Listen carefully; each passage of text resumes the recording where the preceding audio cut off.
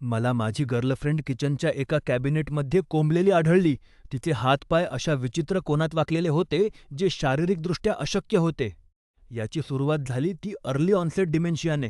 स्टेफला आधी छोट्या गोष्टी आठवणं बंद झालं, मग तिची ओळख आणि त्यानंतर सगळंच. पण जसजशी तिची स्मरणशक्ती पुसली गेली, तसं तिचं वागणं एखाद्या भयानक स्वप्नासारखं झालं. तिने एक खेळ खेळायला सुरुवात केली. ती अचानक गायब व्हायची आणि मला मेसेज करायची, "मला शोधून काढ."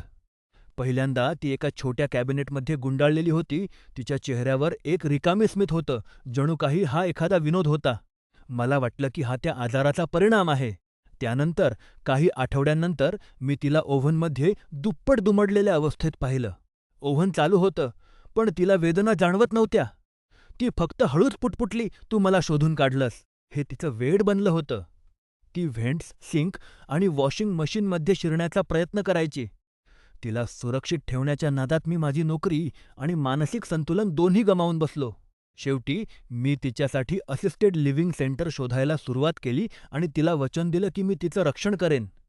मग एक रात्री, जेव्हा मी एका सेंटरशी फोनवर बोलत होतो, तेव्हा ती जेवणाच्या टेबलावरून एका क्षणात गायब झाली. तिचं लोकेशनसुद्धा गायब झालं. पोलिसांनी घराचा कानाकोपरा शोधला पण काहीच सापडलं नाही. 2 आठवड्यांनंतर लिव्हिंग रूममध्ये कुजलेल्या माणसाचा उग्र वास येऊ लागला. चिमणीतून किडे बाहेर येऊ लागले. मला माहीत आहे ती तिथेच आहे. मला माहीत की तिचा मृत्यू अशा ठिकाणी झाला, जिथे कोणी शोधण्याचा विचारही केला नाही. पण आज सकाळी माझा फोन व्हायब्रेट झाला. स्टेफच्या नंबरवरून 3 मेसेज आले होते. "हॅलो जेम्स, मला शोधून काढ. मला शोधून काढ. मला शोधून काढ."